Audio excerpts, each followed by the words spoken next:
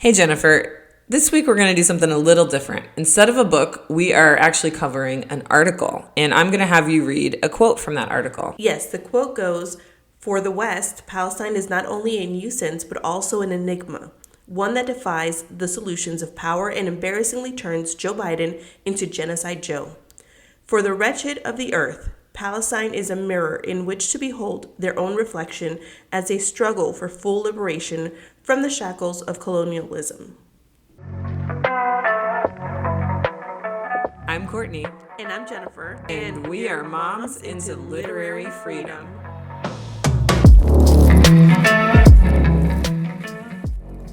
First of all, let me tell you who said that quote. And his name is Rabia Agbaraya. And he is a Palestinian legal scholar and lawyer who wrote an article called Toward Nakba as a legal concept.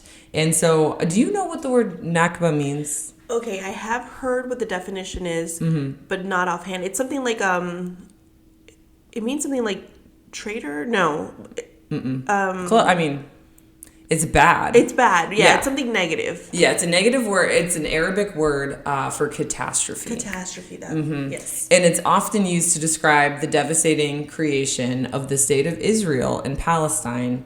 And so this author is just kind of like posing Nakba as a legal concept to explain the ongoing oppression in Palestine.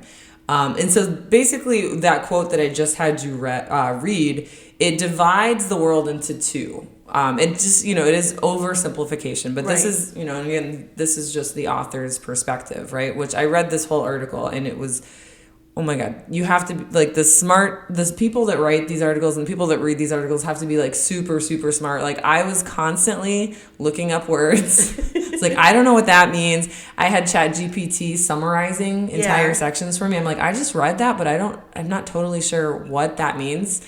And so I spent all day yesterday when I was supposed to be working, analyzing this article, but it was very engaging, but like, my brain hurt afterwards. There were lawyer words in there. Yes. That's what I call it. Oh my, these are just academic people that I'm just like, good for you, man. But thankful for ChatGPT at the same time. But essentially that quote, I get to the end, right? It's like 100 pages. A lot of it were like, footnotes. So it wasn't really a true 100 pages because I was skipping all the footnotes, but the footnotes were like taking up half the page. Yeah. So I guess it was like 50 pages. But I get to the end and I read that quote and I'm just like floored by this quote. And so it's separated into two parts of the world, the West, right? So America, Europe, right? And then what was it? It was the where is it? I'm floored by this quote, yet I can't remember it. Oh, the wretched of the earth. Yes. So you've got these two parts of the world. And in the West, Palestine is viewed sort of as like not only a nuisance, right, but a puzzle or an enigma that we cannot solve, right? That Joe Biden cannot solve, right? Because he's trying to win his election like all politicians. He just wants to win. Right. And so now he's turned into Genocide Joe. Yeah. And I, for one, it doesn't matter. We live in Florida, so all of our votes are going to Trump anyway. But I'm not going to vote for Genocide Joe because of this. You can tell me I'm wrong for that. And not you specifically, but I mean, you can tell me I'm wrong, but I don't think you will. No. And I think he honestly lost the vote of a lot of the young people that were they're people who were going to vote for the first time this year. Yeah. Who are no longer, because it took him so long to one, talk about a ceasefire, and then even this he recently like went to the United Nations and trying to come up with a ceasefire, but it's just lacking. Supplying all these weapons to Israel. And didn't you see there was like a bomb that came up recently and the serial number was tracked back to Colorado?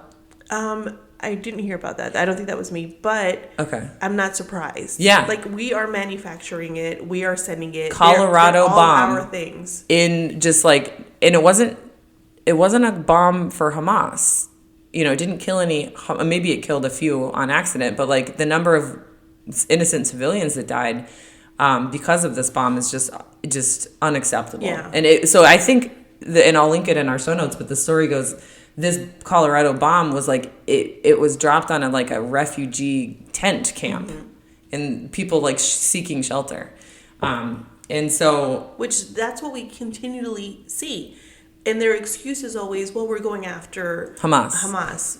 And so that's what we're going to talk about today. And I'm going to do my best to sort of streamline it. And let me tell you, in order to fully understand what's happening over there, you need like a full-on college degree in 4 years. You need to set aside 4 years of study, right? Going back to pre-biblical times to understand what's happening in 2024. Yeah. Like, I crammed, I mean, obviously I didn't, but I tried to cram 4 years of like education into one day yesterday. And I was like, of course I'm coming up short. Like, I'm just scratching the tip of the iceberg here. Yeah, because we wanted to discuss this back in October when it first started happening, where, but we didn't know really. We were like, we're the ignorant Americans there. Yeah. And we know it seems like not right, but we can't figure out who really is in the wrong. Exactly. And we were concerned. We didn't want to like offend people, and we didn't want to say the wrong thing.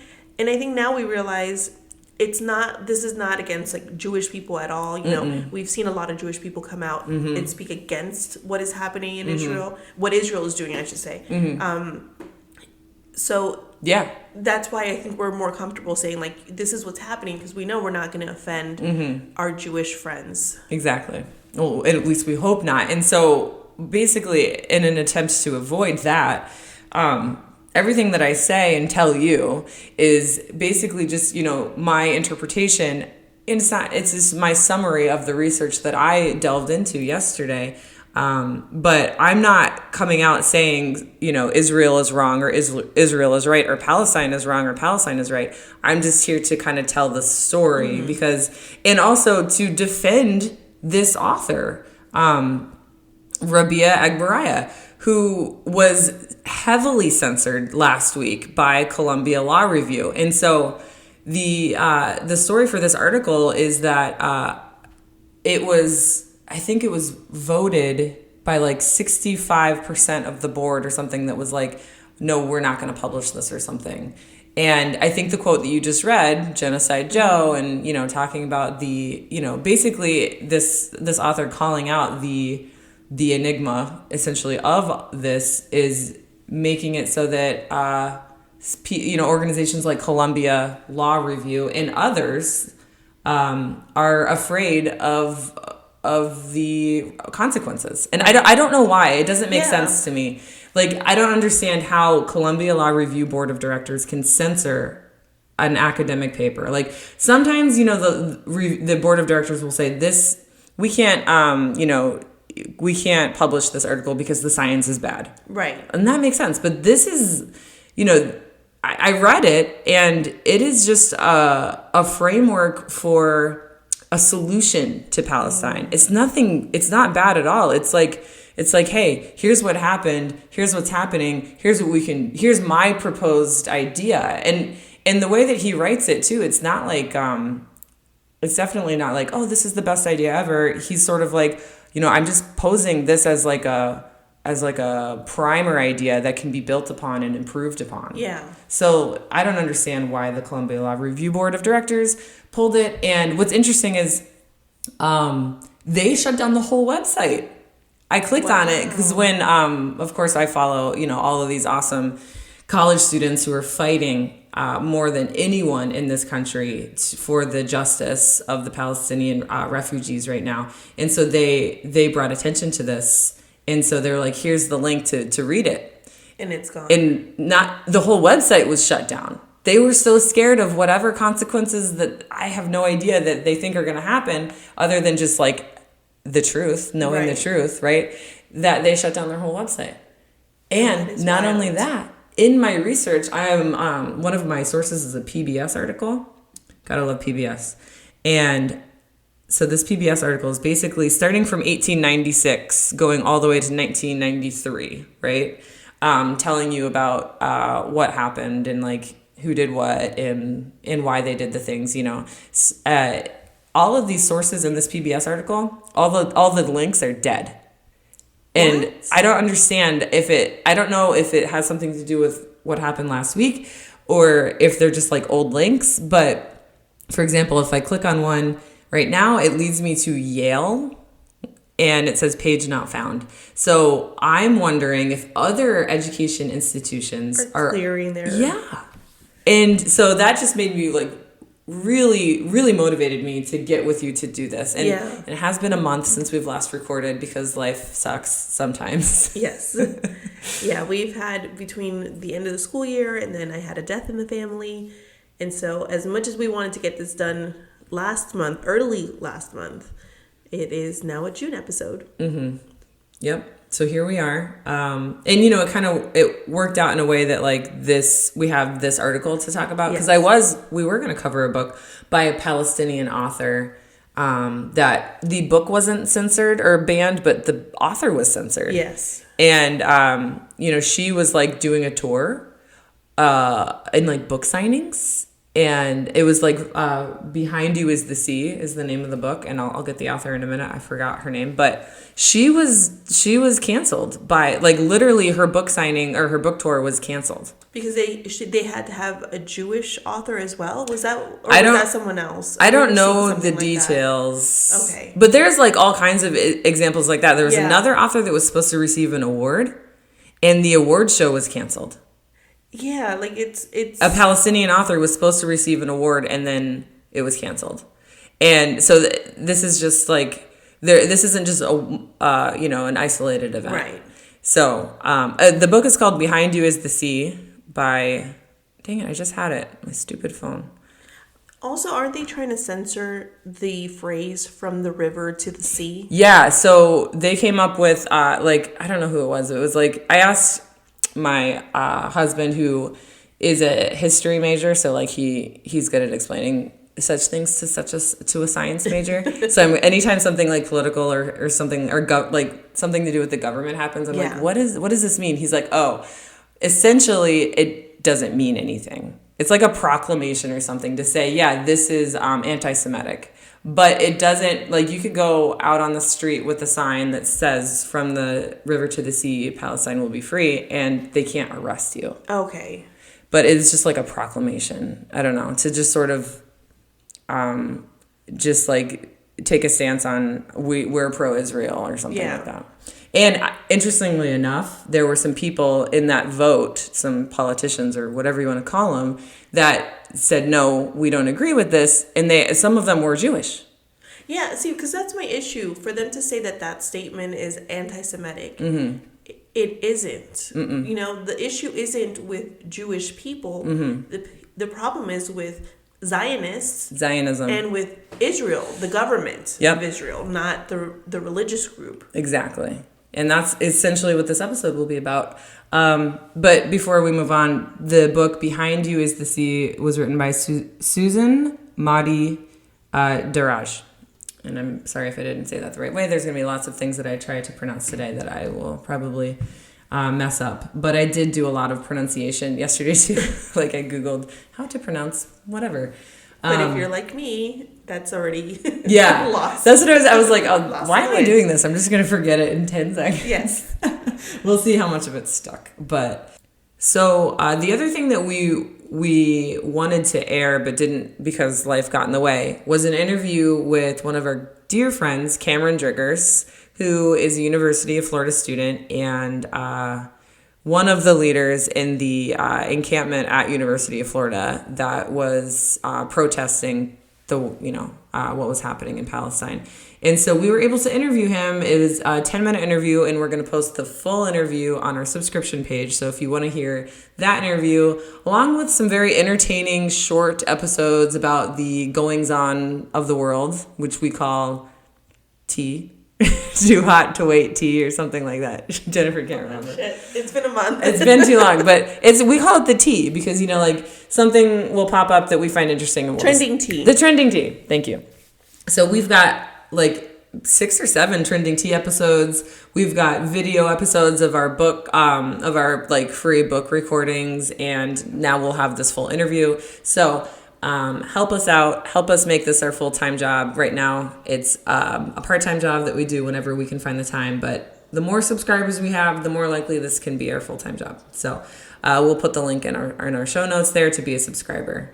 But yeah, without further ado, here is that a clip of that interview with Cameron Driggers. We have Cameron Driggers here, who is a University of Florida student from Gainesville, and he's going to walk us through some of these, college protests, starting with, I don't know, why are colleges across the country protesting? Yeah, well, thank you, Courtney and Jen, for having me on and giving me the opportunity to articulate this. I think right now we've seen a lot of misinformation and a very false narrative across the mainstream media, and I could talk to you a long time about why that is.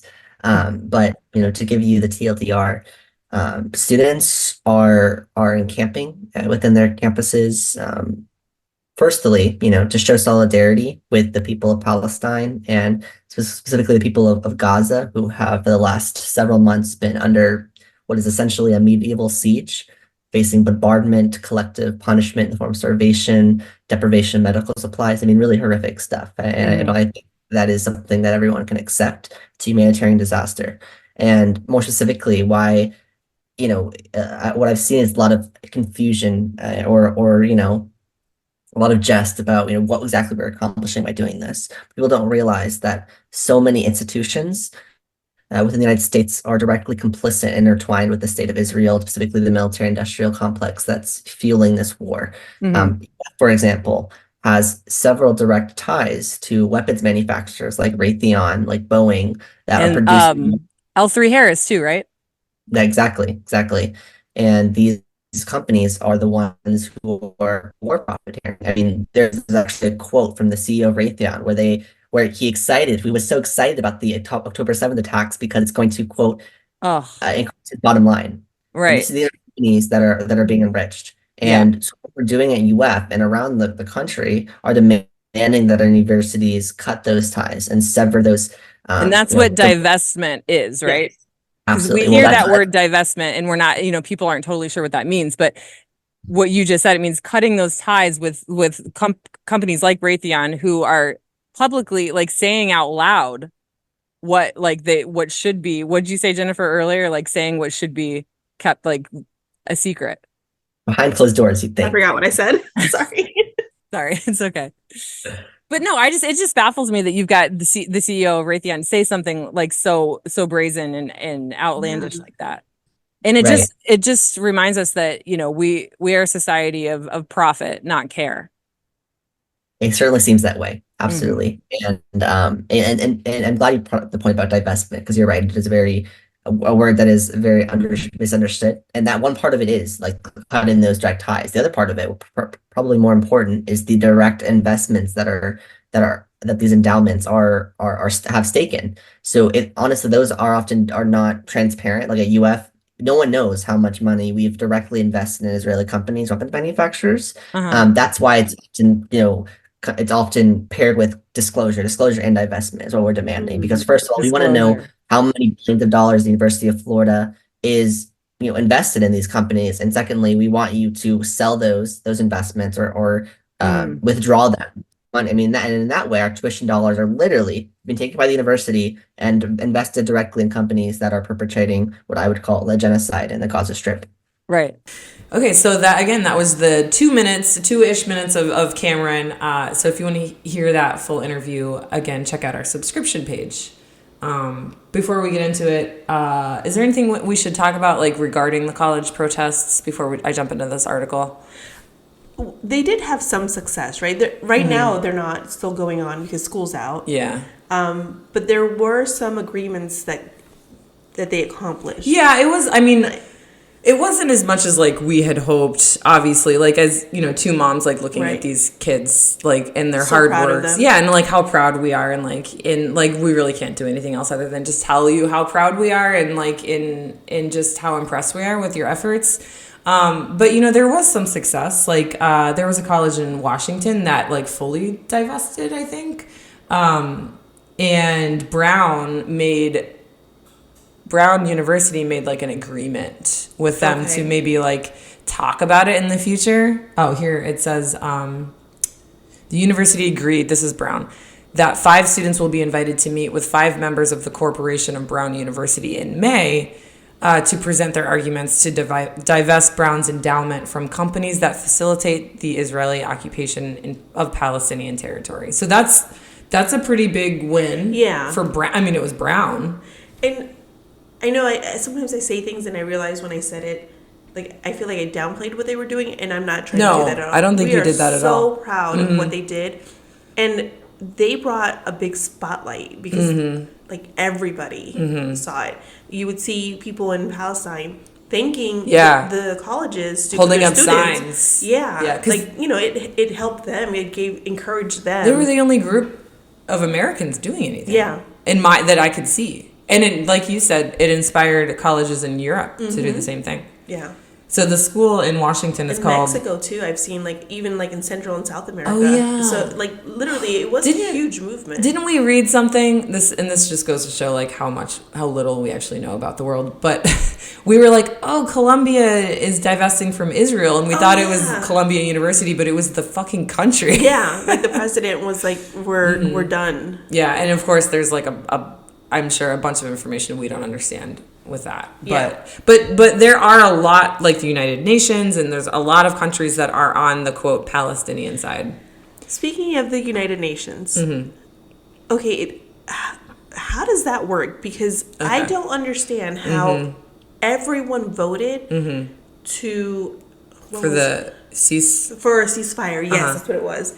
And then the United States has veto power? They were the only ones that have veto power? I have no fucking clue. And I wish Blake was here to explain this because he, the government nerd, knows these things. Also, Sharon Says So, at Sharon Says So on Instagram, she's the literal governor nerd and she can explain those things. Okay. And so I follow her to answer questions like that. But yeah, you said it and I can't really explain it without like going down a rabbit hole of reading about United Nations for 6 hours. It just doesn't make sense. Like why if everyone else is saying we want a ceasefire and then the United States comes in and says fuck all of y'all, we're going to keep shooting. I don't know. The only thing I really know and understand about it, and that is something I want to learn more about, and of course this is just a learning journey. Life is all about learning, but is that the United Nations like doesn't have the power that you might think it does. Right. It's more just like a table for countries to come and discuss possibilities, but like they're not like with the world police. Right. But that's all I know. That's the extent of my knowledge of the United Nations. I'm just really pissed that the United States did that. Yeah. Like that was our chance to be like, ceasefire now. And this was months ago. Here's something that I recently learned yesterday is like even if the United States was like, yeah, ceasefire, Hamas may not have agreed. Palestine, right? And I don't want to say Palestine because in this particular situation, it's Hamas, which is a terrorist group that we are not condoning. Okay, but Hamas may have just been like, fuck that, no, we're not giving you the hostages back, or we're not doing what you want us to do until we get what we want.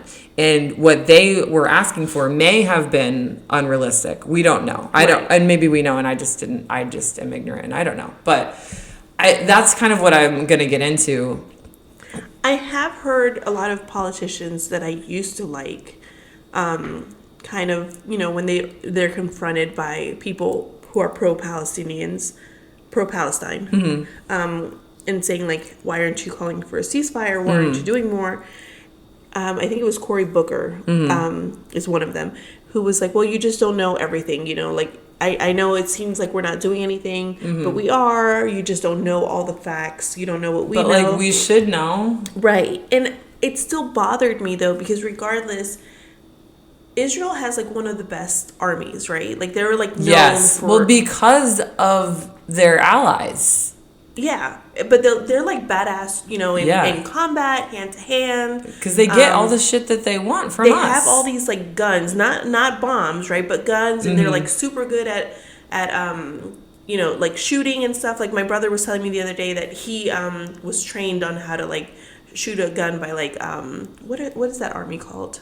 Who, the Israeli army? Yeah, they're called something. Yeah, that's in all my notes. And I can't think of it now. It's, like, there's an acronym for it, like, Here, let me find it. But, like, those, right? Yeah. Like, trained him on how to shoot. And he's like, yeah, they're super badass. And then I was like, okay, so then why can't they go into where they think Hamas is hiding inside of... Exactly. And, like, take these people IDF. down. IDF. Yeah, That's what it is. Israel Defense Forces. So why can't the IDF go into a, let's say, church and find Hamas in there and take them down, since they're so badass? And you can't tell me Hamas is not an army. They're not, they're not as trained as IDF would be. You're telling me that's not a solution? Yeah. The only solution is to bomb this church, bomb this hospital? Right. No, I agree with you 100%. And I think that Netanyahu is similar to, and similar to leaders in the past, is like taking on this view that like they are entitled to that region, and anyone that goes against them, gets in their way, is like breaking some sort of like, I don't know, unwritten rule that like they are the supreme, right? And that's kind of what this article talks about, is like how since 1948, Israel has created this like system in which they are supreme, like this, like white supremacy, right? But Jewish supremacy over Arabs. Which that's the Zionism, right? Is that what Zionism is? It's more than just Zionism though, because Zionism sort of like metamorphosized into something, I guess, into this, right? This is more of just like a result of extreme Zionism and Nakba, and it has resulted in 5 tiers. This is like not made up. There's like 5 tiers of citizenship. Okay. And one of them is like if you are a Israeli citizen, and the bottom is like refugee.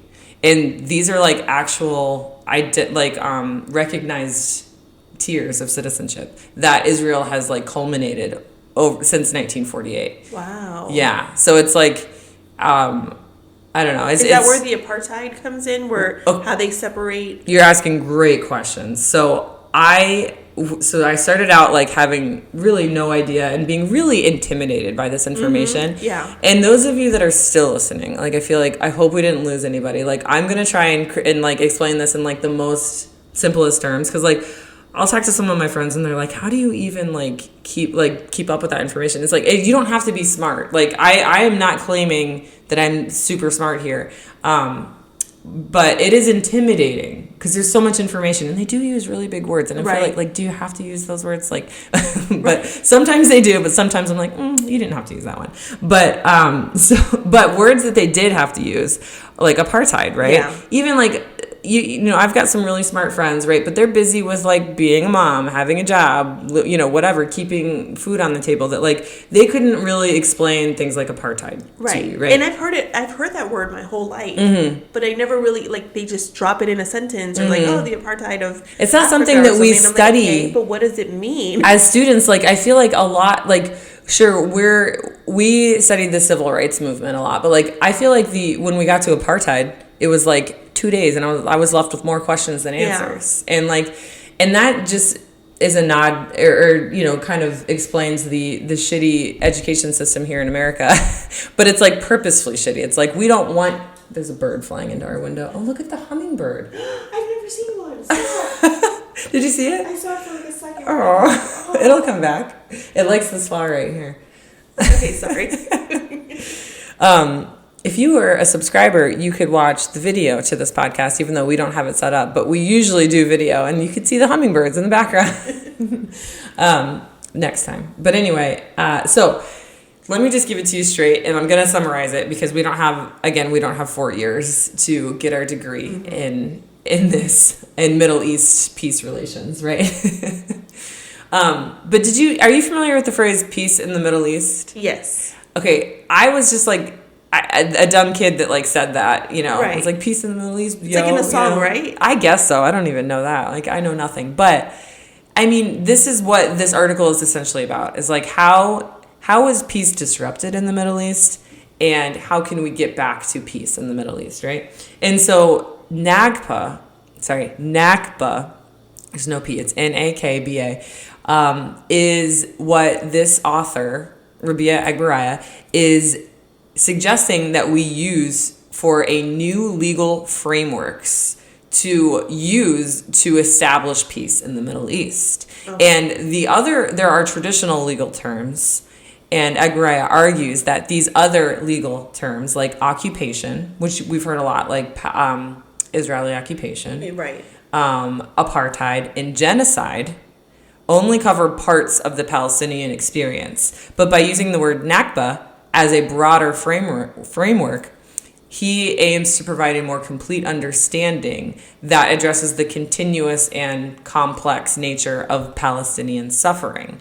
And essentially, he wants to like describe, the word that I would use here is displacement. Mm-hmm. And so occupation kind of, covers, or like kind of covers that, but it's not, as good as the word displacement. And same with apartheid and genocide, because like displacement is basically what has happened since 1948 and is still happening today. Yeah. And like I said earlier, like the term or the social status refugee is like a huge part of Palestine. Like there are people that just are labeled as refugees, and Israel has over the years made it just increasingly difficult to come up from that citizenship. Like it's hard to not be a refugee. This is what this article is saying. Okay. This is not my opinion. This is just what I gathered from this article. Okay. So since 1948, Nakba has become almost synonymous with the Palestinian experience. And a novelist by the name of Elias Khoury put it, when a word becomes an untranslatable proper name, we have to try and understand the wisdom of language. So there's no word that really describes the Palestinian experience, not even displacement, but displacement comes close, okay. Which is why the word Nakba is being posited by this author, by this lawyer, as a possible solution. Okay, so, but the word means catastrophe in Arabic. But they're trying to, like, I guess, give it a positive spin. Well, they're trying to use it as like when you think of Holocaust, you might think genocide, and when you think of South Africa, you might think apartheid, right? Right. So when you think of Palestine, you think Nakba. He's saying think Nakba. Okay. Yeah. Okay. And Nakba means catastrophe, but like it's not synonymous for catastrophe in this framework. It's its own word.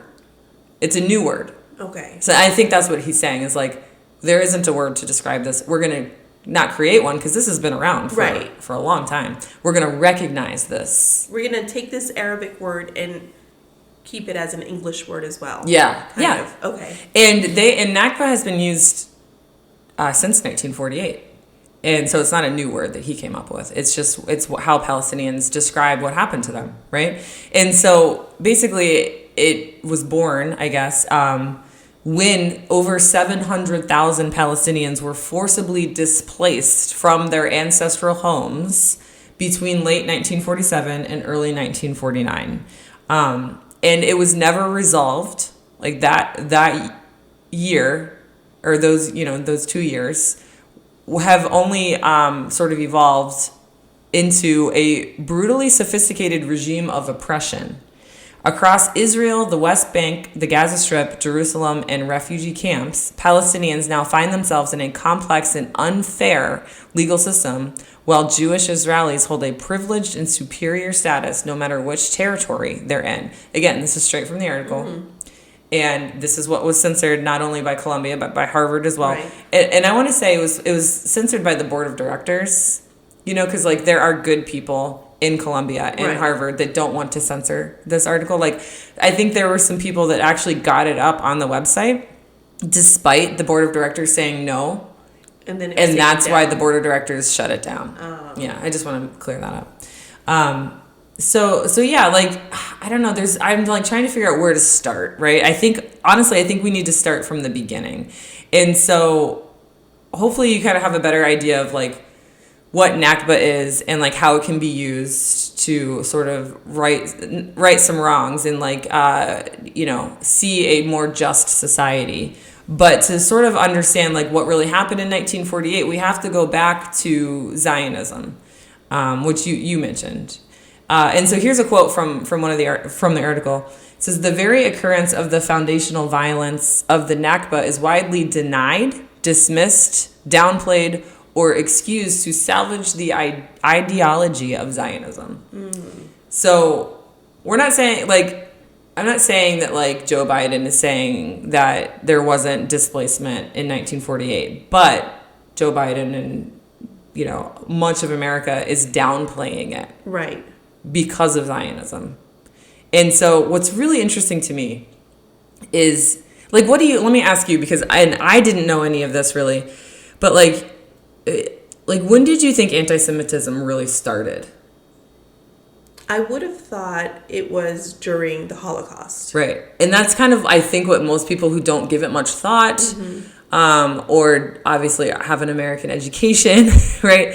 But anti-Semitism has been around since, I mean, if you think about it, like, if you know anything about Christianity, which, like, I mean, most of us don't really know that much about it, but, you know, it's traced back to then, right? Because the Jews, quote, killed Jesus, you know. But anti-Semitism has been around for a very long time, like predating the Holocaust, right? So I just have to scroll down in my notes here to where ChatGPT helps me summarize this. Right. But so basically it goes back to something called the Jewish question. Have you heard of that? No. I hadn't heard about it either. Again, how ignorant are we? Right. I know there's so much to know in the world, but, like, man, I feel like I know nothing. I know, But, like, here we're learning. But it's a term used in 19th century Europe, especially Germany, to debate the status of Jews. The question posited whether Jews could ever fully integrate into European nations. Despite partial emancipation and increased social integration, Jews continued to face significant discrimination and were often viewed as outsiders. This persistent anti-Semitism ultimately led to the genocide known as the Holocaust. So you can't. So some people are like, "Oh yeah, Holocaust was bad. It created anti-Semitism." No, anti-Semitism created the Holocaust. Right. And anti-Semitism has been around for so long. And honestly, like, you know, it's not a Disney movie where you can point fingers at one villain, right? But, like, and this is maybe a controversial thing to say, but if you were to choose a villain here, like, it would be Christianity. Right. And I'm not saying it's Jesus Christ, because that guy was awesome, but I think it was the Christianity, like, that really, if the religious cult of Christianity. Yeah, and, like, all religions have, you know, their cultish sides to it, but, like, throughout history, like, throughout human history, Christianity has been the root of a lot of wars. Yeah. And so, and that's, I think, where anti-Semitism kind of came from, because Judaism came first. Right. And then Christianity came. Did it come first? Yeah. Okay, because I was helping my daughter with history, and it kind of where Judaism, Christianity, and Islam were kind of like birthed almost around the same time.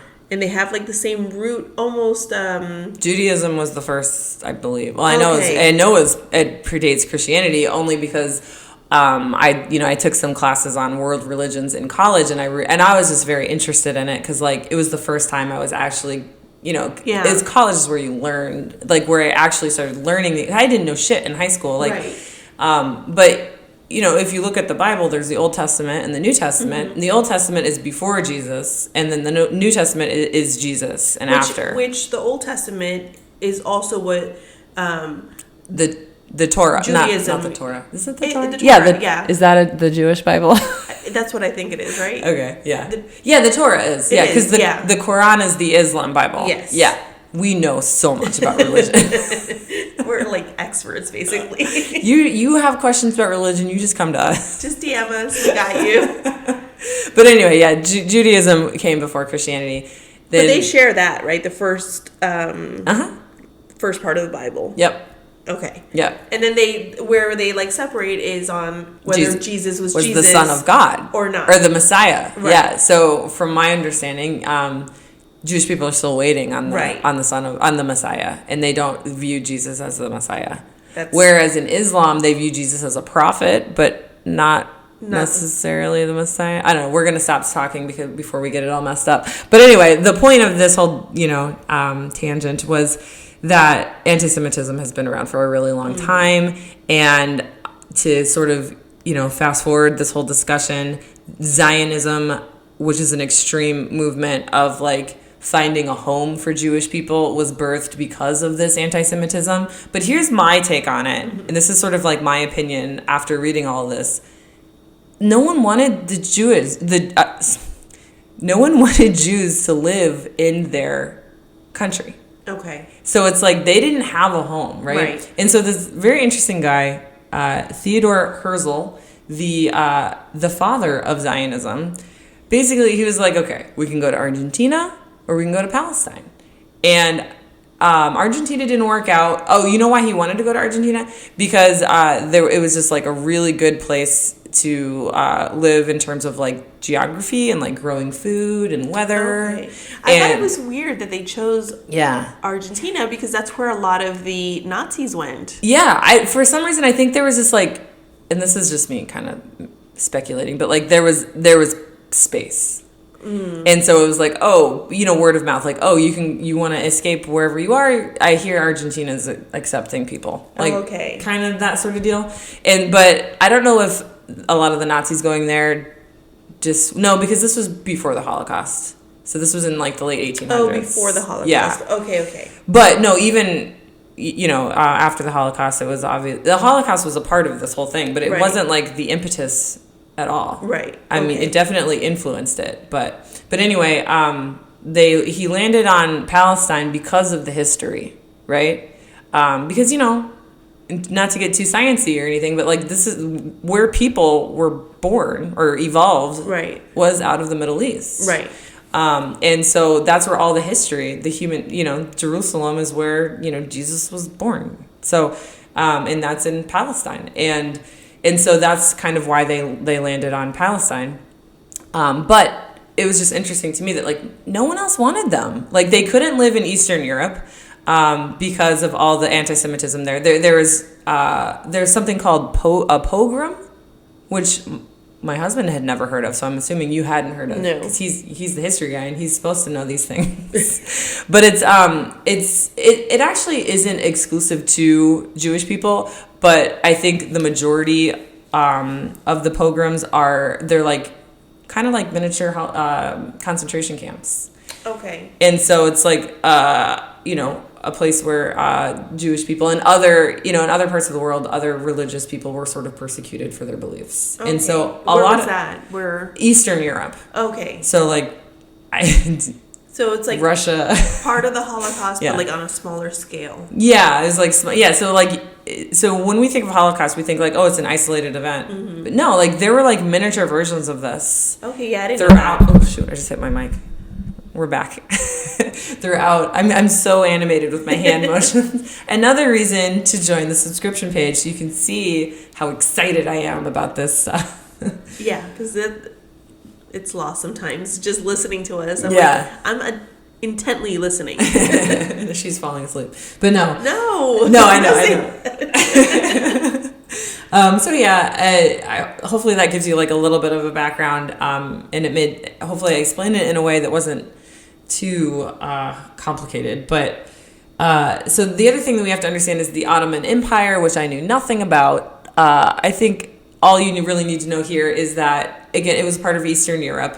It collapsed. And because of its collapse, like it collapsed at the end of World War One, question mark, maybe, who knows? We're not history people. But it led to the British controlling Palestine. Okay. So and Jordan too, right? Yes. Okay. So you know stuff. I started to read a book. Sorry. I think you have to open it. I know. It's just so low. Okay.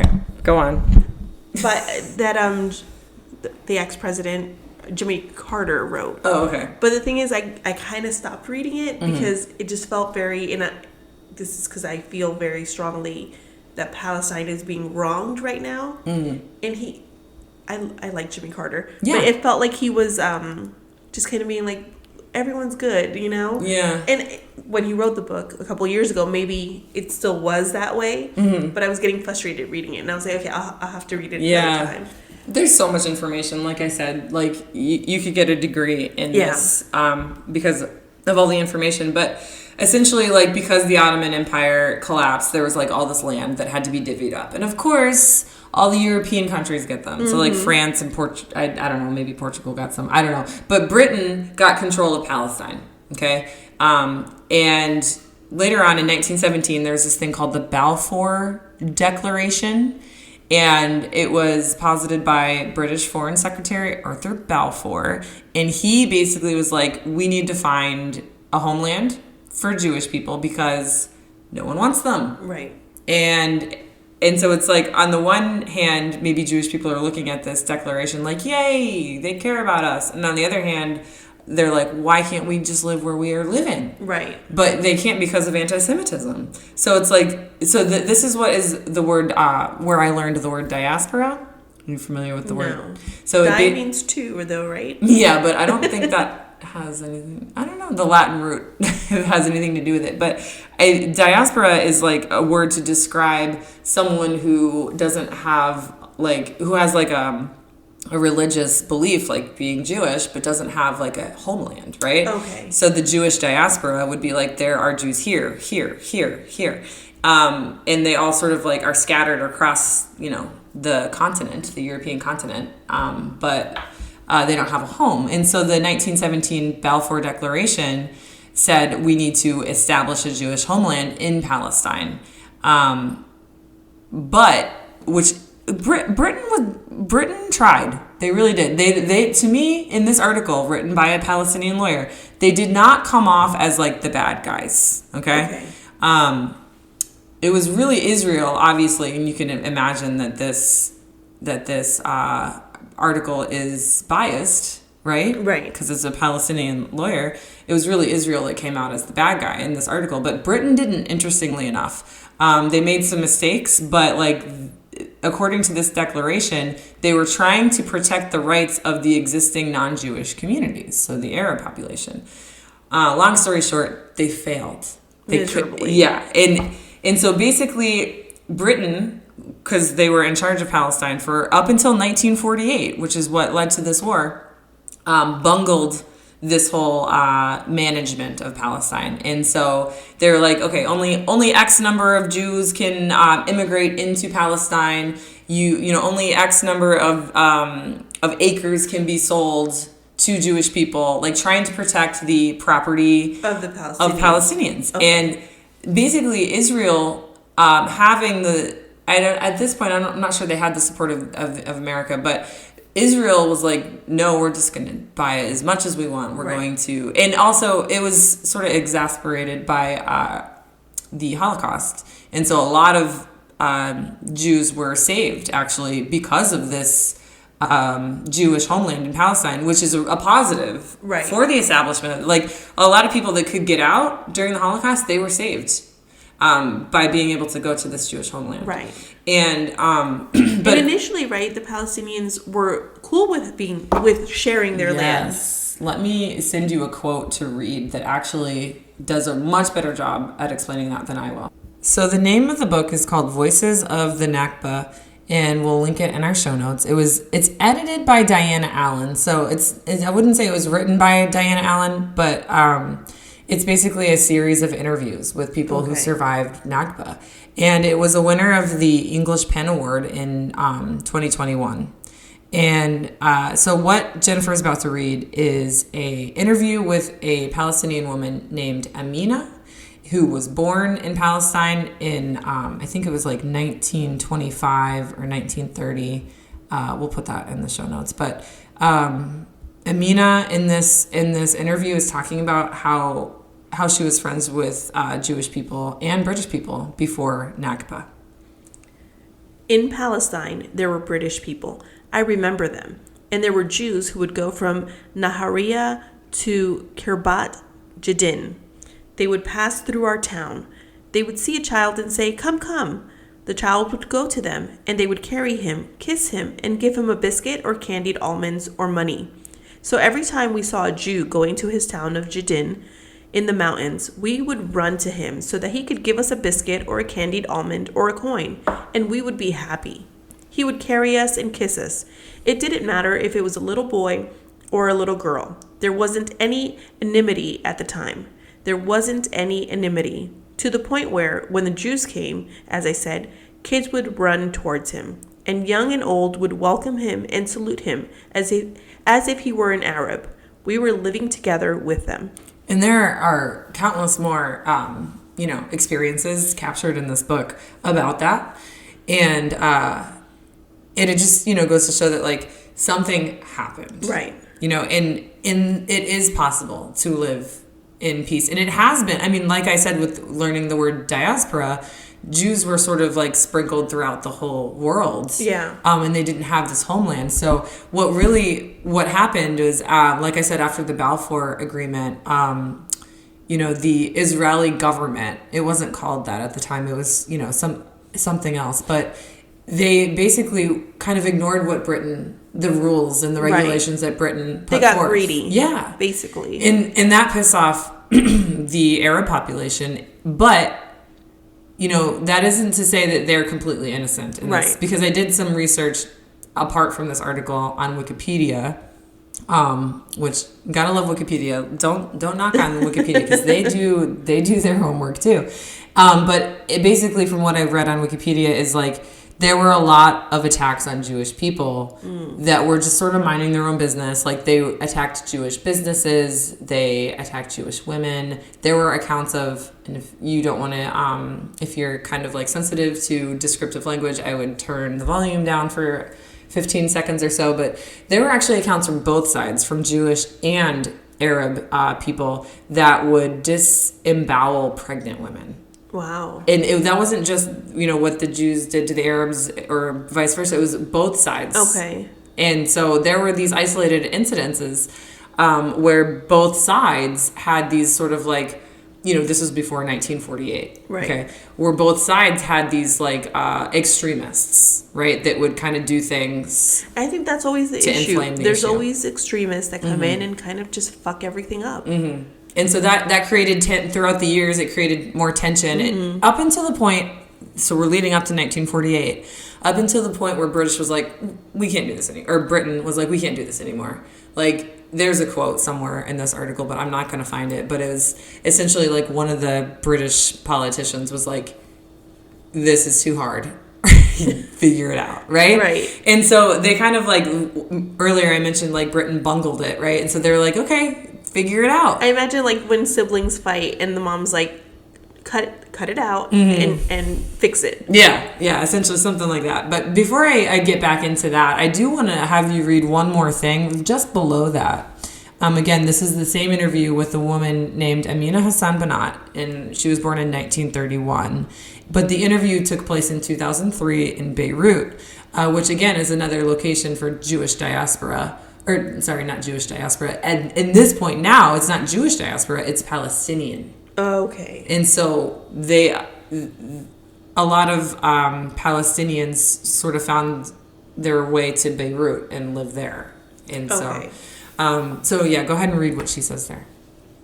We never needed to buy any fruit or any vegetables. All our vegetables would grow in nature, and we were living the natural way. We didn't know any sickness. We didn't use any chemicals or anything. We were living a slow life. We would never hear about the dangerous illness. We were happy. One day, we did not know why, they said, war is about to break out. There will be skirmishes. Each individual must buy a rifle and keep it at home in order to defend himself, in case something happens to us. That is what the elders said. So this was leading up to 1948. Like I said, when the state of Israel was established, and the United States at that point had gotten involved and said, okay, it's official. Israel is the Jewish homeland. And that is when the Arab army started to fight back, and then they were met with more force by the, at the time, not IDF, but it was called something else. So, but yeah, so that, like I said, she had this interview in Beirut, which is in Lebanon, and Lebanon is the borders Palestine, right? And that is one of the places that they were allowed to go. They were being displaced to Lebanon, right? And so this book actually has a lot of really detailed accounts of what happened to these Palestinian women and children after, the Israeli forces would come in, and, sometimes they would come in at like 2:00 in the morning when everyone was sleeping and just start shooting people. And so the Palestinians just became scared. Right. And so they're all just sort of trying to protect their families. And this book, Voices of Nakba, it's a lot of it talks a lot about how the men just sort of abandoned their women. So not only are we talking about this is where it becomes even more of a complex issue, because now we're talking about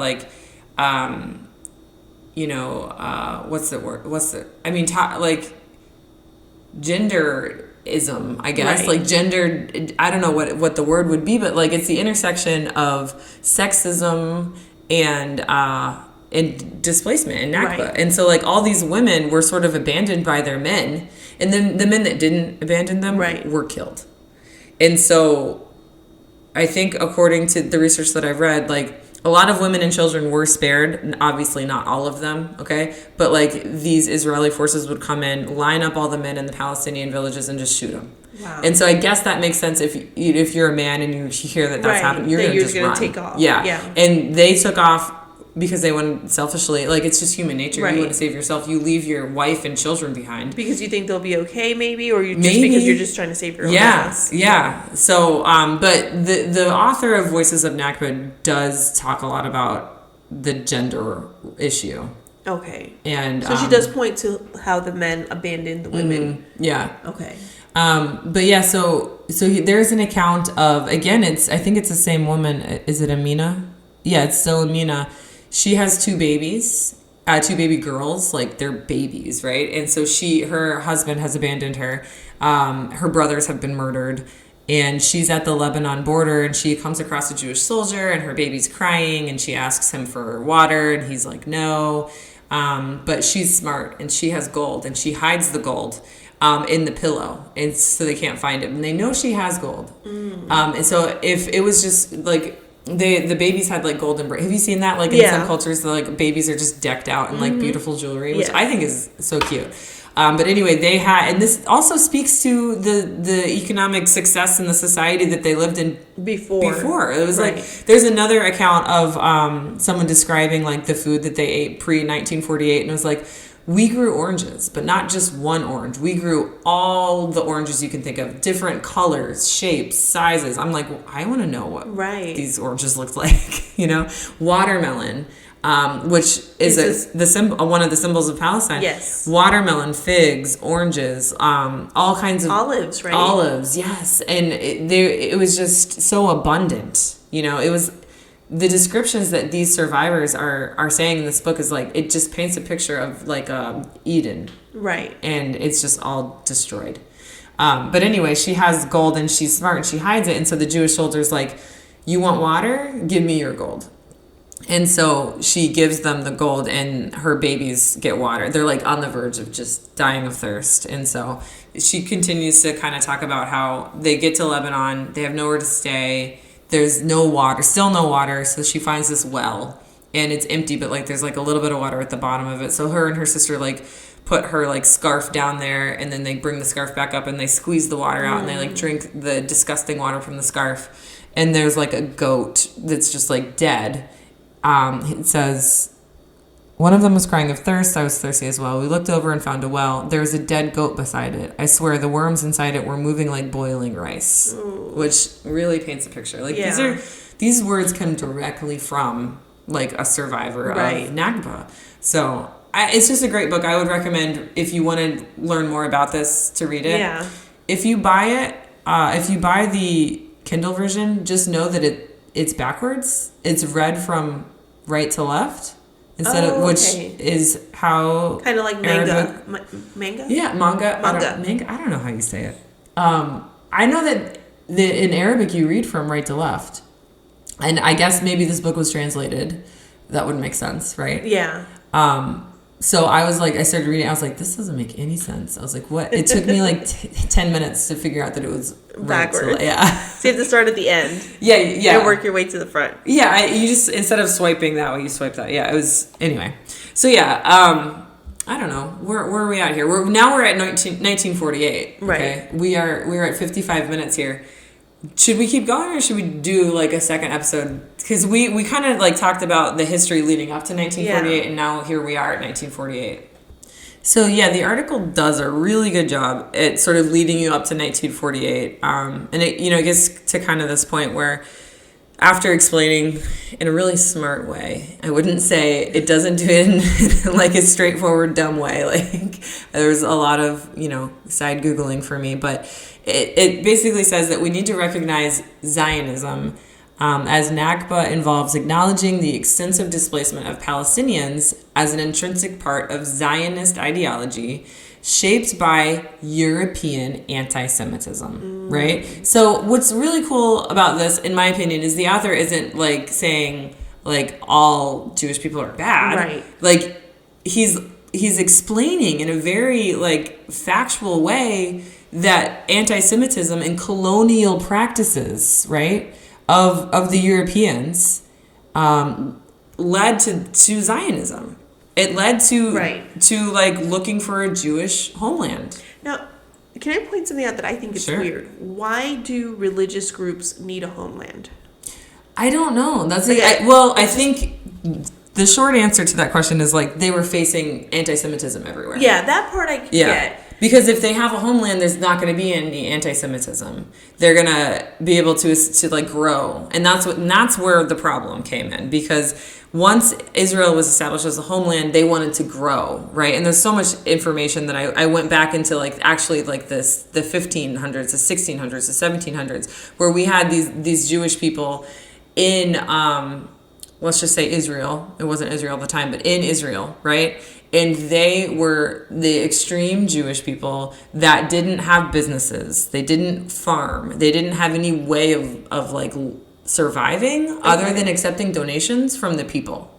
So it's like that was an extreme form of Judaism.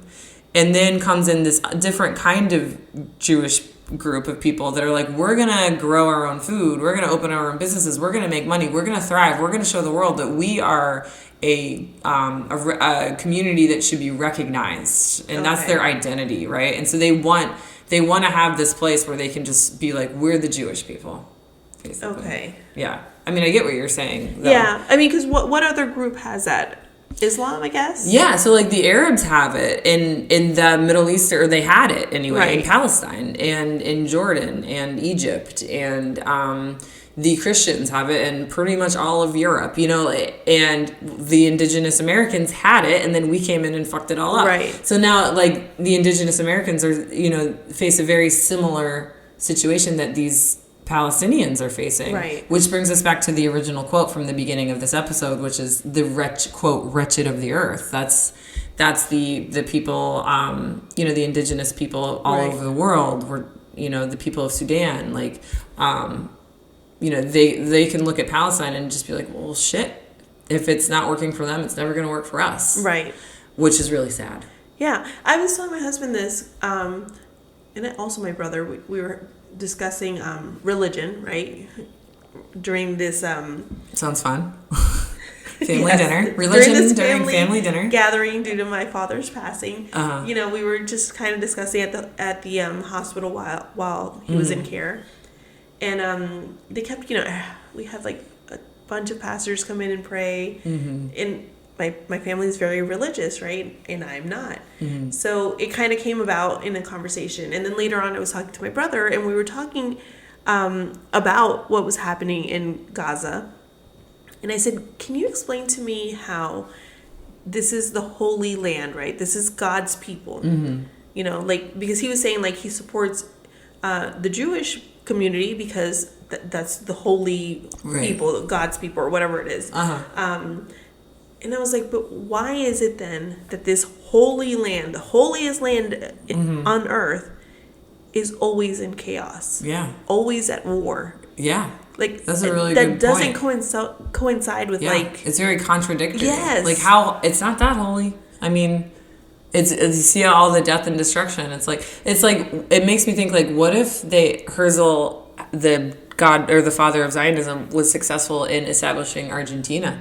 as the home. Like, what would our society look like? What would it look like now? Right. But they ultimately went with Palestine because of what you just said. It's the Holy Land. Right. Because that's where all humans came from. It's the Holy Land for everyone. For everyone. Yeah. Right. So. And I mean, like, if the root of religion, all religion, is to, you know, love each other and supposed to be this good thing, why are they always killing each other? Because they're stupid. You know, like, and there is like, men.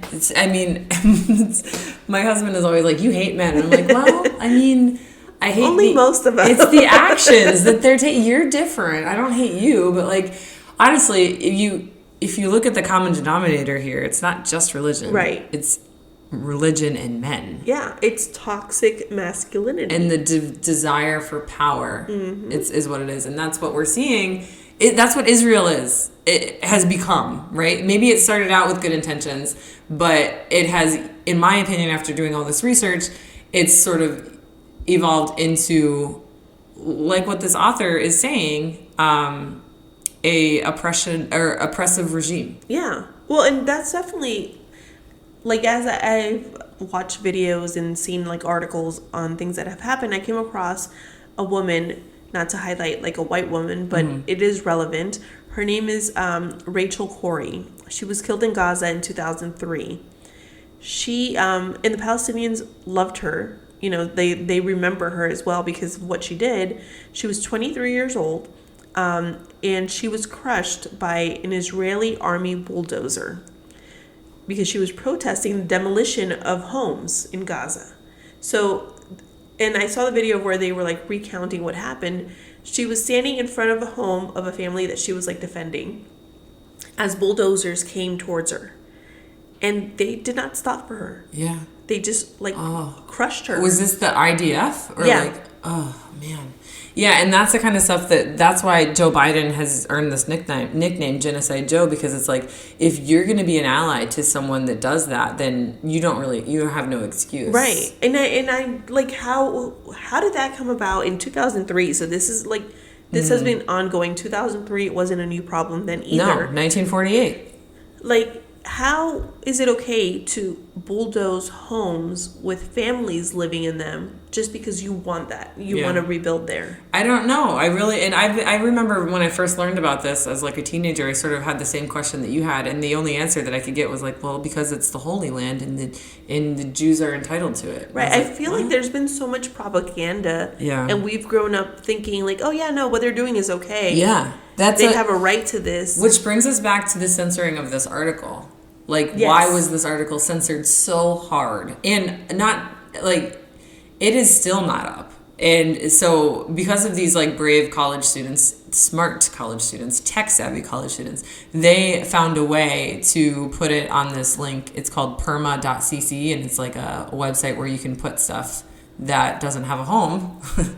And so we'll link that in our show notes too. But that's the only place you can find this article. That's crazy. Because of what you just said. Yeah. And it's weird that, like, not even the news would pick this up, right? Yeah, no, I don't think so. I mean, I don't watch the news. I don't either. Yeah, because of that reason. But yeah, so getting back to kind of this brief history of all of this, what's interesting is, like, so all the terrible things happened in 1948. I will say, you know, like, people on the Palestinian side did retaliate and did unspeakable things, just like people on the Israeli side did. And also, when Britain was trying to negotiate things, it got to a point where that's when the Proclamation of Independence happened, right? And so they said, okay, we're partitioning it into two states, the Arab state and the Jewish state. And then the Arabs were like, no, we're not doing that. And then that is what led to the war, right? Because they said, according to this article, I would say that they said no because they were seeing all the advantage that, you know, they were taking. They were taking more land. There was more of a immigration into the lands, and it was displacing the Palestinians. Yes. It was taking away their livelihood, right? And so that's why they you know, said no to that. I think an easy way to visualize it is if you go and look at maps and how they've changed throughout the time. That's where I was really like, holy shit, like it started out okay. Yeah, they just kept getting bigger and bigger and bigger. And so There's actually, in 1967, there was a United Nations resolution. It was 6 months after some war that had broken out, right? Let's see. The UN Security Council said that in order for peace to be achieved in the region, Israel would have to withdraw from territories occupied in the recent conflict. And over the next 35 years, peace negotiations between Israelis and Palestinians would focus on achieving a return to the pre-1967 borders. So that's kind of what you were saying, is before 1967, there were these borders where, there were more Palestinian land than there was Jewish land. Yeah. Then after 1967, it changed, right? Like you were saying with the maps. Yeah. And when you look at the maps, you can kind of tell this isn't about, co-living or anything like that. Coexisting. It's about gaining more territory. And even Power. now, yes. Because Power. even now with what's happening in Gaza, where they keep moving them over and over, and now I think they're in Rafah, and they're being bombed there too. And you hear people like Jared Kushner talk about how that's good beach property. oh no. And make comments like that. No. And you're like, so this isn't about Hamas. No. And this is where I keep saying, like, No, it's you not could about have Hamas dealt at with all. Hamas Yeah. a different way. Exactly. And I've even heard that the whole, like, because they'll always go back, well, October 6th, what happened on October 6th? And I'm not saying That's what their happened excuse to take more and more. Yes. Because why else are they demoing everything? Right. And that's what they did in 1948 too. Right. They came in when everyone was sleeping at 2 a.m. and then got everyone, killed or got them to leave, and then just demoed the entire village because they were taking that land for themselves. And they know they're killing civilians. Yeah. I think you can't in 2024, where we know that you have drones and you can see what you're doing. You're not just blindly sending bombs somewhere. You know what you're hitting and you know what targets you're hitting. You know you're killing children. You know it and you're okay with it. You know you're killing people bringing food. You know that, I forget what they were, but they were supplying, bringing food donations. Yeah, they were, the kitchen. Yes. The World Something Kitchen. And they're so brave to, like, just keep going over there. And people from that organization have been just killed. And, yeah, it's... So what you're saying all kind of ties into the history of it all. And in 1978 was the Camp David Accords, and that was something that was signed by Egypt, Israel, and the United States at the White House that basically guaranteed the return of Sinai to Egypt and set the framework for Palestinian self-rule in the West Bank and Gaza. And so that kind of brings us to today. Okay. Like, so back in 1978, we're like, West Bank and Gaza belong to Palestine, right? But now, fast forward to 2024, what does West Bank and Gaza look like right now? Right. And people are gonna say it's because of Hamas, right? But we got to go back to all the things that we don't know, right? Which is what I said in this article, or what I read in this article about the 5 tiers of citizenship and how hard it is to break free from those tiers because of the oppressive regime that Israel has been cultivating since 1948. So I've heard that, they can go into a Palestinian's home and accuse a child, because they have a lot of children in prison, and say, they did something, who knows, accuse them of something, arrest them, and then can hold them indefinitely while they wait for trial. Yeah, and so what you're hearing is exactly what has been described in this article, which is like, it's just, there's no other way to explain it, but just like Jewish supremacy over the region. And again, the whole point of this article, Nakba, and how, like apartheid and genocide, and displacement aren't words that explain it enough. Right. It's like, how do you explain what you just said? It's like, it's Nakba, right? Yeah. And so it's a catastrophe, an ongoing catastrophe that's been ongoing since 1948. So exactly what you just described, someone can go into their home and just like unjustly arrest you or your child or whatever. And Israel is the government in place there. So they're the ones who bring the charges. They're the ones who hand down the judgment. Yep. And they're just at their mercy, you know?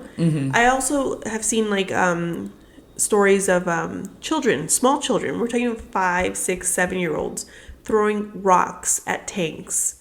And the response to that is for them to get shot. Oh, no. Yeah. I mean, nothing surprises me anymore. And yeah. And you know what you've seen? I've read recently about like Joe Biden's response to like when he's asked questions about Netanyahu, and it's like, and I'm not defending Joe Biden, but like there have been times where it's like you can tell like how angry and mad he is, and like he disagrees with what's happening, but he doesn't do shit about it. Right. You know, so it's like, I don't know, just summed up perfectly in this 100-page article. We need to see where a lot of our politicians are getting funding from. Oh, yeah. And a lot of it is coming from Israel.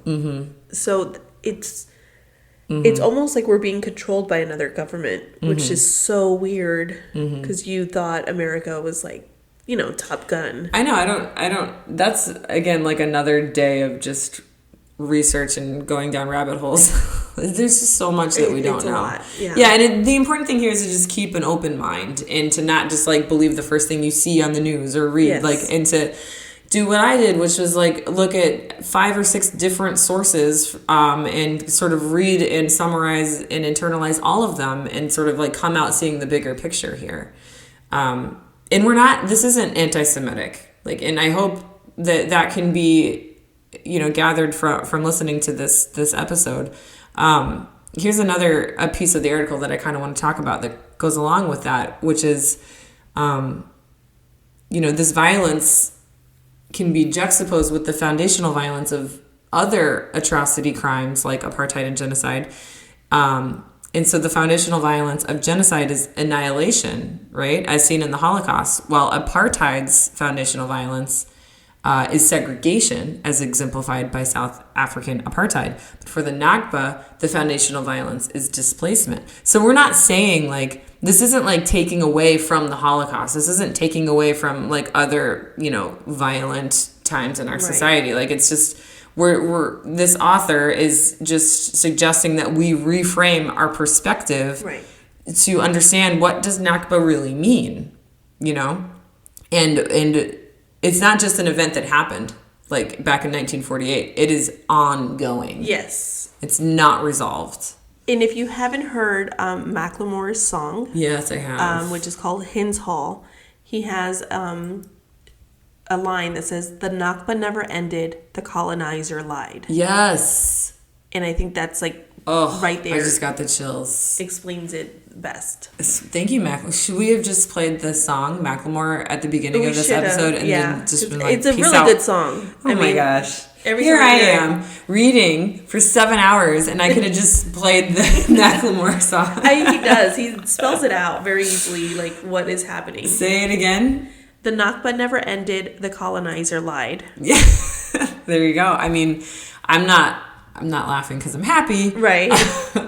Please don't misinterpret that. But no, I mean, honestly, like the article goes on to explain, I'm not going to talk about this, but I'm just going to tell you, it basically just posits a solution. It's like, here's what we can do. A, B, and C. It's literally divided into sections A, B, and C. And it lays it all out. And it's not accusing anyone of anything. It's not saying that like someone should go to jail or you know, one country is worse than another. It's just saying here's what we can do. Here's a solution. Yeah. And they censored it. Exactly. So I know you've explained it, but what is the ABC solution that he's proposing? Oh, let me scroll up. Hold on. Let's see. That's a loaded question, Jen. Thanks for asking. Okay, so he goes on to kind of identify 3 elements: foundation, structure, and purpose, that together form a comprehensive legal framework for understanding the Palestinian condition. So the analysis breaks down Nakba into its foundational, structural, and purposive. That I didn't know that was a word. You can just add "iv" to something and it's a word. I swear. Sometimes I think these smart people are making up words. I'm like, is that a word? The foundational aspects consider the crimes committed during the 1948 Nakba and the unresolved legal questions from the establishment of Israel. The structural aspect examines various forms of domination practiced by the Israeli regime, including apartheid. The purpose element focuses on denying Palestinians the right to self-determination, which is what Israel is doing. Right. Preventing them from, like, going up from their refugee status, like up that 5-tier system that I had talked about earlier. Framing it within legal questions about territorial integrity and group self-determination.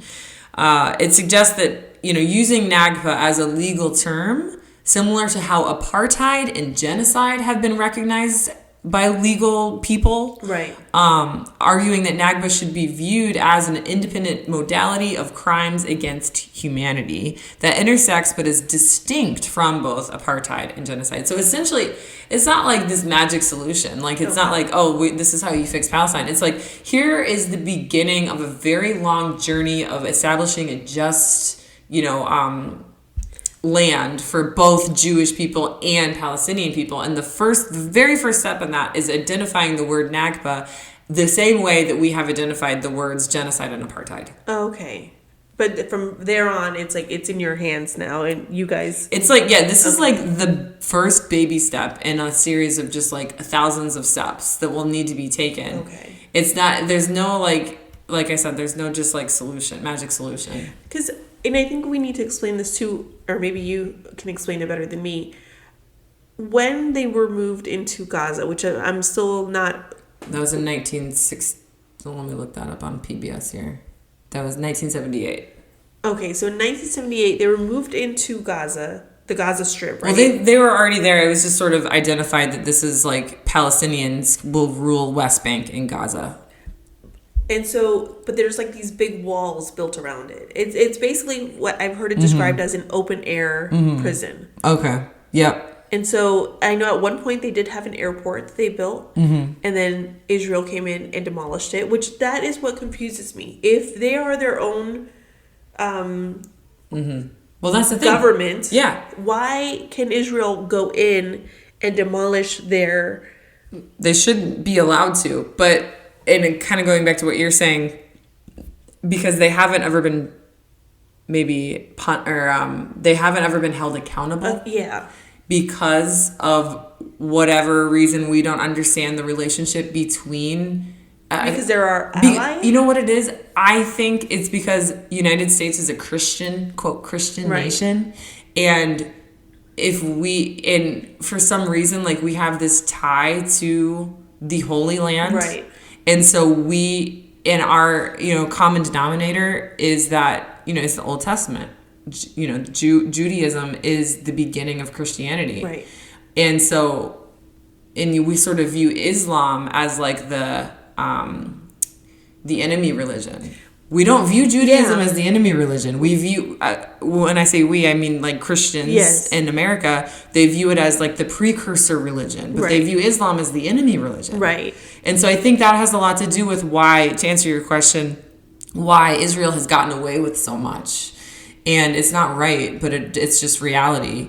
And so, and you have these Camp David Accords in 1978 that are supposed to, it's a framework for peace in the Middle East. But like you said, it's just an open-air prison. Right. And I think it's important to clarify, Palestine has a large Christian base as well. Mm-hmm. It's not all Islam faith. Yeah. So it's not like, I don't know. It's very complicated, I think, and confusing. Mm-hmm. And I guess we've just been oblivious for years. Yeah, and that's what's really happening there. And they want us to be oblivious. They want us to not, know all of this. And obviously, like, for the average person, it's really hard to have access to all this information, or not have access, but to internalize all this information, which is why school is so important. And, learning about world affairs is so important, but that's not the basis of our education here in America. No. Learning about world affairs is just such a small percentage of our education. Like, and they want it that way. Yeah. And I think, not to bring up TikTok again, but I think a large reason of why TikTok is being banned is a lot of people got to see, what is happening there.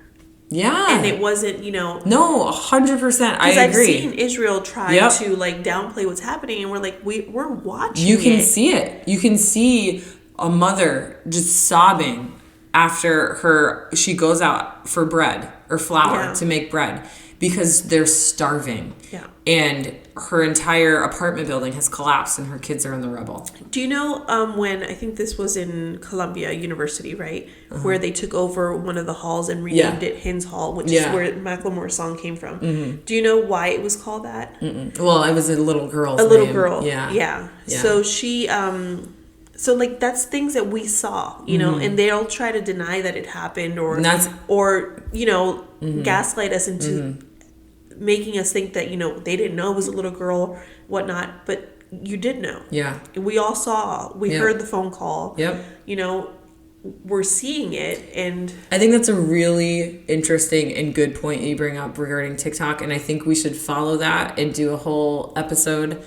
Maybe that's not as long as this one. Right. We promise they're not usually this long, but on TikTok, because there are like two sides of it, where it's like these old people, forgive me for being ageist, but like, so they'll kind of use the false argument that's like, oh, all of our important secrets are going to be spilled because we're old and don't understand how technology works. Like, no, it's not because of that. It's because of what you just said. Right.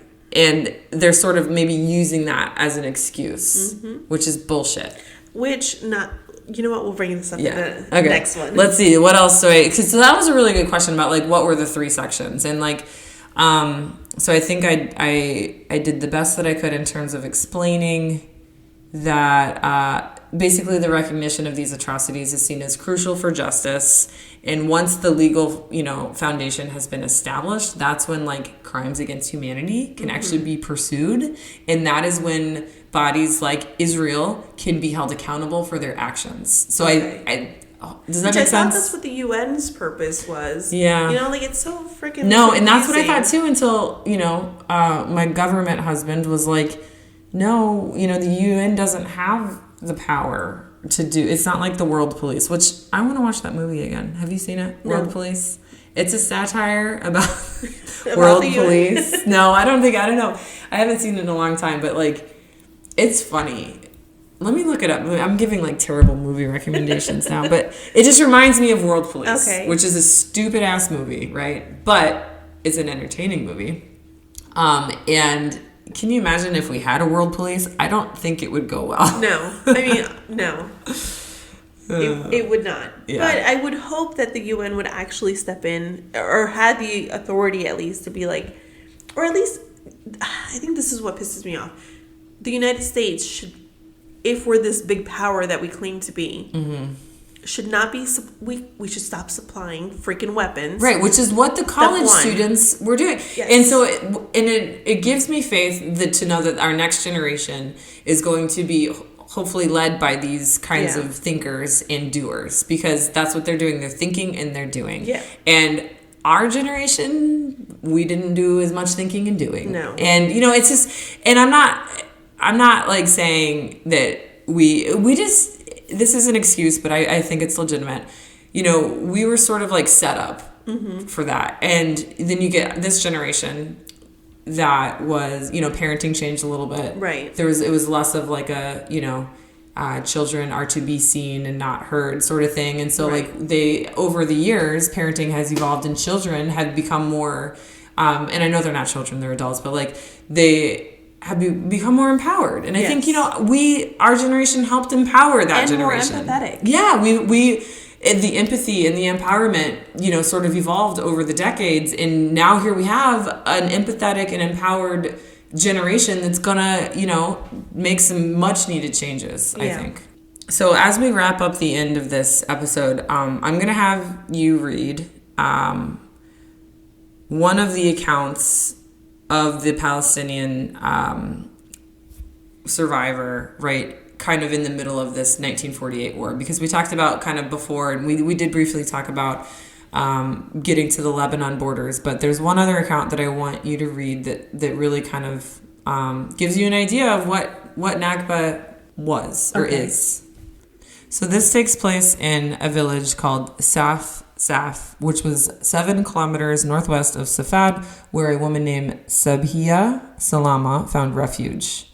And this account was on October 30th, 1948, in which she describes the Haganah, which was a sort of like an arm of the Israeli forces. It was called Haganah. And there were other units called Stern and the Irgun Zionist unit, right? And Arab armies refrained from joining the resistance, leaving villagers to defend themselves for some reason. So there was no, I don't know, there was just like no protection. So the village was encircled from all sides that night. And according to historians, not according to Sabhiya's account, which Jennifer is about to read, but according to historians, between 50 and 70 men were shot and buried in a ditch that night, and several women were raped and killed. But Sabhiya survived the massacre. How did the Jews enter Safsaf? How did you know these were Jews entering your village? They just showed up, just like you showed up here at my doorstep. They showed up at our doorstep. When my sister-in-law saw them, while I was carrying her on my back, she said, "Please just throw me here and leave. Go and be safe with the children." They showed up in front of us, just like that.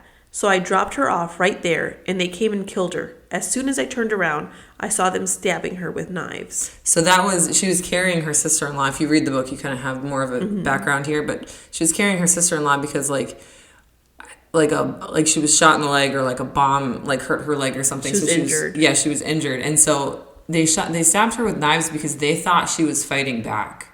So usually these Jewish soldiers would come in and just sort of shoot everybody, but like they didn't usually stab people with knives. So they were, I don't know, there's like the whole section of the book where it's like she thought they were stabbing her with knives because she was like a fighter, but she wasn't a fighter. She was just trying to survive. And that's just her interpretation of what... Yeah, that's just what Sabhiya said. Yeah. What did you feel when you saw them killing her? How do you think I felt? It was excruciating. I spent 8 days crying. I did not raise my head. I did not eat. I did not drink. Not one drop of water. How do you think I felt with all these small children with me, all of them crying? I suffered a lot. A lot. When her mother saw them killing her, when she saw her, she dropped dead. When they took away the young men, it was different because they came to take them, so we knew in advance. But with her, they had not touched her before. The mother died of sorrow at the sight of her slaughtered daughter. So the mother died seeing her daughter. She died. When she saw them stabbing her, she died for her daughter. When you saw them stabbing her with knives, where did you go? I kept running and running. Israel showed up and I saw them. So I took the children who didn't want to leave their grandmother and their aunt. I took the kids and walked up to the middle of the town and stayed in a house where I found other women and men. My sister-in-law's son was with me. He was a young man. They came and took him from among us, and they took the other young man from among us too. Were they gathering the young men? They were, and they lined them up, but I did not see them when they shot them. Were they far from you? Not really far. They were in the middle of town. They lined them up and killed them. So that's just, again, one of many accounts in the book, The Voices of Nakba, that I would recommend that you read if you want to get a firsthand account of what went on. So yeah, and then I'm going to have Jennifer read the last paragraph of this article that sort of kind of sums it up in a much better way than I can. And then unless there's anything that Jennifer wants to add, I think we'll be done with that. So did I send you that? No. Okay, hold on. Okay, I just sent it to you. Okay, got it. So it says, yet, before any reconstruction can take place, a number of fundamental issues must be addressed. These include return of those Palestinian refugees who desire it, reparations for the victims of the ongoing Nakba, and redistribution of the material resources to ensure that the ongoing Nakba does not morph, repackage, and maintain itself under a private law infrastructure. Taken together, these components therefore provide an initial legal framework to remedy the ongoing Nakba. Recognition, return, reparations, redistribution, and reconstitution. The road to undoing the ongoing Nakba and achieving justice in Palestine may be tortuous because it stands to disrupt international power structures and radically transmute existing global hierarchies. This is precisely what makes Palestine a possibility that is all the more important to pursue. Palestine and the Nakba offer rich universalist lessons to the world. If apartheid taught us about the dangers of racialism and the possibility of reconciliation, and the Holocaust taught us about the banality of evil and warned never again, the Nakba can complicate our understanding of these lessons by reminding us that group victimhood is not a fixed category, and that a victimized group may easily become victimizers. That once the abuses of the Nakba are redressed, Palestinians will also have to transcend their own victimhood. That we must ensure we always stand in solidarity with the oppressed, the vilified, and the dehumanized. That people need to not always be perfect victims to qualify for freedom, dignity, and fundamental rights.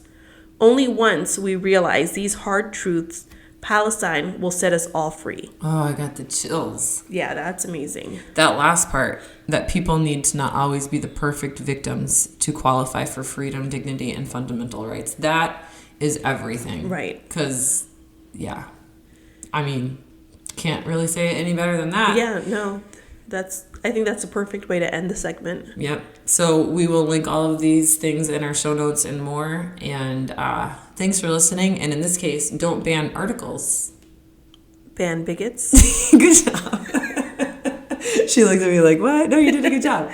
Okay. I was like, what am I supposed to say? You did it. This episode has been engineered and mixed by your hosts, Jennifer Mendoza and Courtney Green. Thanks for listening, and be sure to follow us at MILF for Books, that's MILF, the number 4, Books, on TikTok, Instagram, Threads, and X or Twitter or whatever you want to call it. And don't forget to help the show by rating us wherever you get your podcasts.